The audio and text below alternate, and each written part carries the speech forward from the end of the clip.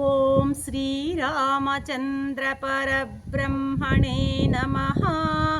శ్రీ గురుభ్యో నమః. శ్రీమాత్రే నమః. శ్రీ గణేశాయ నమః.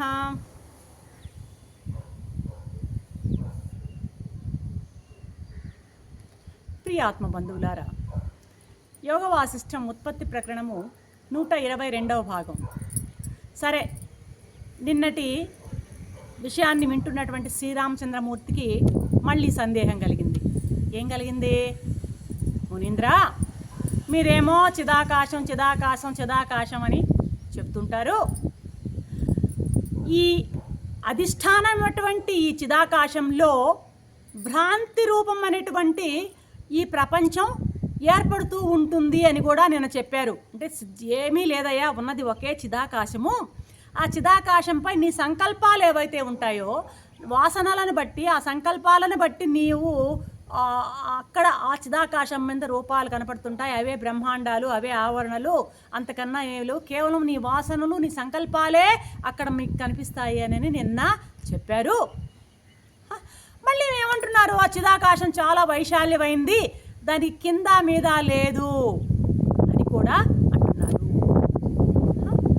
మరి ఈ విధంగా ఆ చిదాకాశానికి దిక్కులు లేకుండా, కింద మీద లేకుండా ఉన్నట్లయితే ఆ చిదాకాశంపై ప్రపంచ భ్రాంతి కలిగింది అని చెప్తున్నారు కదా మీరు.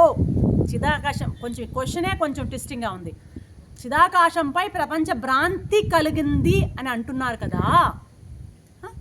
మరి చిదాకాశంపై ప్రపంచ భ్రాంతి కలిగింది అంటే అర్థం ఏంటి? ఉదాహరణకి తాడుపై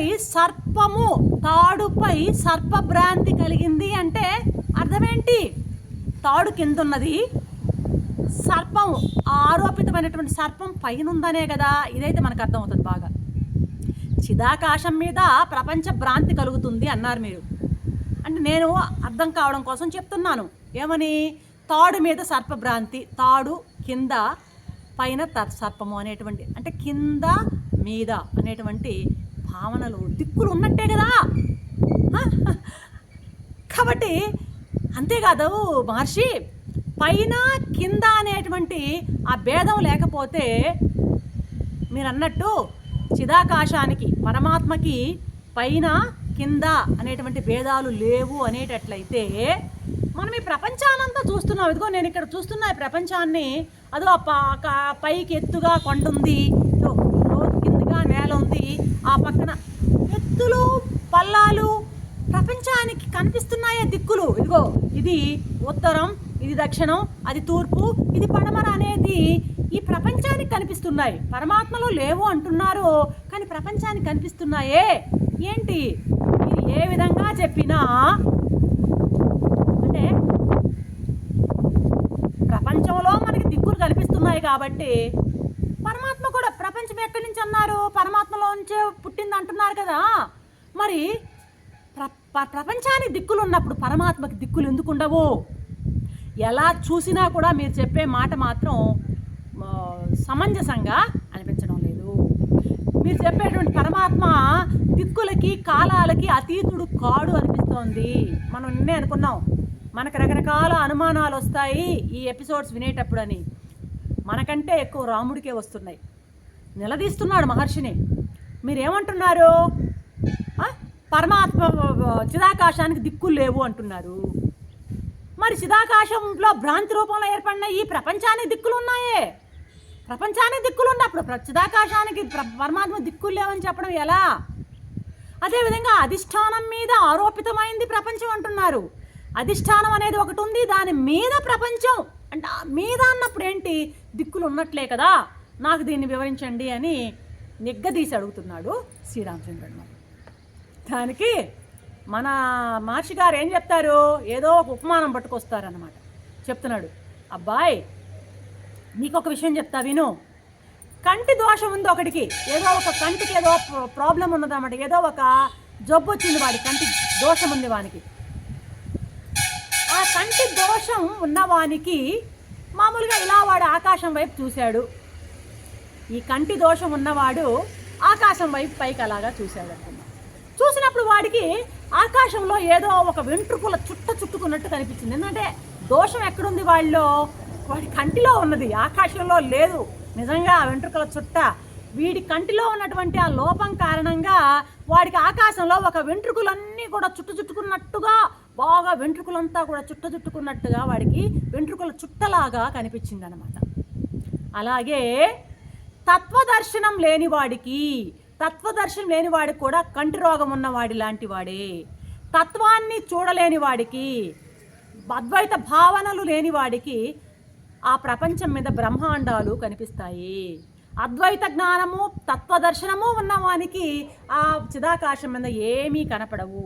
అది నిన్ననుకున్నా మనం అగ్నుడికి మాత్రమే కనపడతాయి. అజ్ఞానం కలవాడికి మాత్రమే వాళ్ళ వాసనలను బట్టి, సంకల్పాలను బట్టి ఆ చిదాకాశం మీద రకరకాల బ్రహ్మాండాలైతేమి, రూపాలైతేమి చూస్తాడు. నిజమైనటువంటి జ్ఞానికి ఏమీ ఉండవు. చిదాకాశం స్వచ్ఛమైన చైత్యం లేని చిత్తు అది.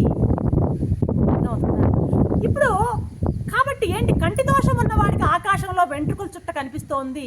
తత్వదర్శనం లేని వాడికి బ్రహ్మాండం మీద అన్నీ కూడాను రకరకాల ఇవన్నీ కూడాను కనపడతాయి. ఈ మాయామయ ప్రపంచం అంతా కూడాను ఆ తత్వదర్శనం లేని వాడికి కనపడుతుంది. ఇప్పుడు ఒకసారి బాగా ఆలోచించవయ్యా రామచంద్ర. ఆకాశం కింద ఉండడము, ఆకాశం మీద నువ్వు చెప్పేదాన్ని బట్టి నేను ఎలా అర్థం చేసుకోవాలి రామా? ఆకాశం ఒకటి ఉంది, ఆకాశం మీద వెంట్రుకల చుట్ట ఉంది అంటున్నాడు. ఎవడు వాడు? కంటి దోషం ఉన్నవాడు. ఆకాశం మీద కంటి దోషం ఉన్నవాడు ఏం చెప్తున్నాడు? వెంట్రుకల చుట్ట ఉంది అని చెప్తున్నాడు అన్నమాట. వాడి అనుభవాన్ని బట్టి కింద ఆకాశం ఉంది, ఆకాశం మీద వెంట్రుకల చుట్ట ఉంది అన్నాడు. ఈ పాయింట్ చాలా జాగ్రత్తగా వినాలి. ఆకాశం ఉంది, ఆకాశం మీద వెంట్రుకల చుట్ట ఉంది అని ఎవడంటున్నాడు? వాడు ఆ కంటి దోషం ఉన్నవాడు వాడి యొక్క అనుభవాన్ని బట్టి అంటున్నాడు. అదే కదా నువ్వు చెప్పేది. ఆకాశం ఉంది, ఆకాశం మీద వెంట్రుకలు చుట్టుందని కంటి దోషం ఉన్నవాడు అంటున్నాడు, అంతే కదా? వాడి అనుభవాన్ని బట్టి వాడికి ఆ వెంట్రుకల చుట్ట కనపడుతుంది, అంతే కదా? అయితే వీడికి కల్పించింది ఏంటా? నిజంగా వెంట్రుకల చుట్ట ఉన్నదా? అక్కడ భ్రాంతి. వాడికి ఏదో ఒక రోగం వలన అక్కడేదో ఆ వెంట్రుకలు ఉన్నట్టు కనిపిస్తున్నాయి.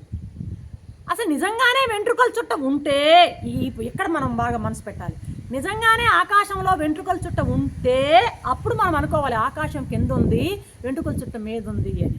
నిజంగానే ప్రపంచం ఉంటే అప్పుడు అనుకోవాలి చిదాకాశం ఉంది, చిదాకాశం మీద ప్రపంచం ఉంది. ప్రపంచం నిజంగా లేదు, వెంట్రుకల చుట్ట నిజంగా లేదు. ఇవి రెండు కూడా నిజంగా లేనివి. అసలు అక్కడ వెంట్రుకల చుట్టే లేదు, ఇక్కడ అసలు ప్రపంచమే లేదు. వాడి కంటి దోషంతో వాడు ఆ వెంట్రుకల చుట్టని చూస్తూ ఉన్నాడు. వెంట్రుకలు ఉన్నట్టుగా వానికి కనిపిస్తోంది. అర్థమైందా? ఆ దోషం వలన వాడు ఆకాశంలో వెంట్రుకల చుట్టని ఆరోపించుకున్నాడు, అంతేగాని నిజంగా అక్కడ లేదు. మరి నువ్వేమంటున్నావు? ఆకాశం ఉంది, ఆకాశం మీద ప్రపంచం ఉంది కదా, దిక్కులు ఉన్నట్టే కదా అంటున్నావు. అసలు ప్రపంచమే లేదు, ఆడ వెంట్రుకల చుట్టే లేదు, ఇక పైన ఏంటి కింద ఏంటి లేని దానికి. నిజంగానే ఉండుంటే అప్పుడు మనము అవి కింద ఉన్నాయా పైన అన్నాయా అనే చర్చ వస్తుంది. నిజమే, ఒప్పుకుంటాను నేను. ఆ నిజంగానే ఆకాశంలో వెంట్రుకల చుట్ట ఉంటే, ఆ నిజంగానే ప్రపంచం ఉంటే అప్పుడు నేను ఒప్పుకుంటాను. ప్రపంచం కింద పైన అధిష్టానం కింద, పరమాత్మ కింద, ప్రపంచం పైన ఉంది కదా, మరి నువ్వు దిక్కులు ఉన్నాయి కదా, మరి దిక్కులు లేవంటారే అంటే నేను ఒప్పుకుంటా. అసలే లేని దాన్ని, ఆ వెంట్రుకల చుట్ట అనేదే లేని దాన్ని ఉన్నది అని వాడెవడో కంటి దోషం ఉన్నవాడు భావిస్తే దాన్ని పట్టుకొని నువ్వు సత్యం అన్నట్టుగా అక్కడ కింద అన్నారు పైన అన్నారు కదా అని చెప్పడం అనేది ఎంతవరకు కరెక్ట్ అబ్బాయి?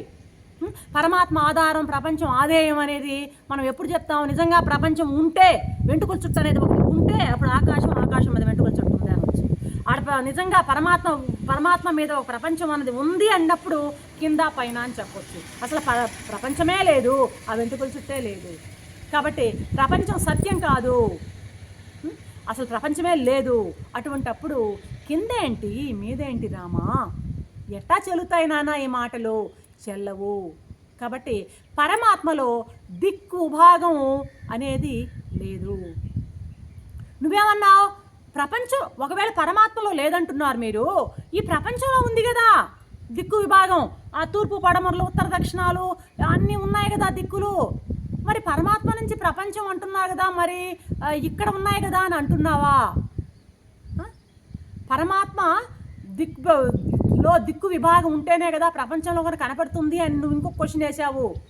మరి మట్టి నల్లగా ఉంటే ఆ మట్టితో చేసిన కుండ కూడా నల్లగా ఉంటుంది అని నీ భావన. అయితే ఇప్పుడు ఈ ప్రపంచం అనేది కేవలం భ్రాంతి వలన కలిగింది. ఈ ప్రపంచంలో కొన్ని లక్షణాలు వచ్చినాయి దానికి. ఆ లక్షణాలు ఇందాక చెప్పినట్టు నల్ల మట్టిలోంచి నల్ల కుండ వచ్చినట్టుగా కాదు, మూల పదార్థాల్లో లేవు ఆ లక్షణాలు. పరమాత్మలో లేని లక్షణాలు కొన్ని ప్రపంచంలో నీకు కనిపిస్తున్నాయి. అవుతుందా? భ్రాంతి వలన మూల వస్తువులో లేనటువంటి పరమాత్మలో లేని కొన్ని లక్షణాలు నువ్వు ప్రపంచంలో చూస్తున్నావు. ఇది నిజమే, కరెక్టే. దేంతో చూస్తున్నావు అంటే భ్రాంతితో చూస్తున్నావు. వాడు కళ్ళ దోషం ఉండేవాడు ఎలాగా ఎంటుకుని చూస్తున్నాడు, అలాగా భ్రాంతి లక్షణాలు కొన్ని ఈ ప్రపంచంలో ఉన్నాయి. ఇక్కడ కనిపించేటువంటి ఆ దిక్కులు ఇవన్నీ కూడాను స్వతంత్రంగా మూలంలోంచి రాలా, పరమాత్మ నుంచి రాలా. ఈ ప్రపంచంలో భ్రాంతి వలన కొన్ని కలిగి ఉన్నాయి. కాబట్టి ఈ దిక్కు విభాగం అనేది ప్రపంచంలో కేవలము సాపేక్షంగానే ఉంటుంది, అది గమనించు. ఫర్ ఎగ్జాంపుల్ నేను ఇప్పుడు పైన ఉన్నాను కాబట్టి కింద నాకు కనపడుతుంది. నేను పడం వైపు ఉన్నాను అనుకుంటే తూర్పు వైపు కనపడుతుంది. సాపేక్షం, ఒకటి ఉంటే మరొకటి ఉండడం సాపేక్షం అన్నమాట. కాబట్టి ఈ భూమి మీద దిక్ విభాగం మనకి ఎలాగ సాపేక్షంగా, ఇప్పుడు నేను ఇక్కడ ఉన్నాను, ఆ కొండ పైన ఎత్తుగా ఉంది, నేను కింద ఉన్నాను కాబట్టి అది ఎత్తుగా ఉన్నది అని అంటున్నా. నేను కింద లేకపోతే నాకు ఎత్తు అనేది తెలియదు అన్నమాట. కాబట్టి నిజంగా కింద దిక్కు పైన దిక్కు ఏ దిక్కులు పరమాత్మలో చిదాకాశంలో లేనేలేవు. పరమాశ్వరుడు కానీ సంకల్పిస్తే ఆ దిక్కులు, ప్రపంచంలో దిక్కులు కూడా ఎటైనా మారతాయి అబ్బాయి అంటూ ముగిస్తున్నారు వశిష్ఠ మహర్షి. రేపటి ఎపిసోడ్లో ఏం చెప్తారో విందాం. కొంచెం జాగ్రత్తగా విందాం. వీటిని కాన్సెప్ట్స్ని కొంచెం అర్థం చేసుకోవడానికి మరొకసారి విన్నా కూడా బాగా అర్థమవుతుందని నేను కోరుకుంటున్నాను. అంతవరకు సెలవు.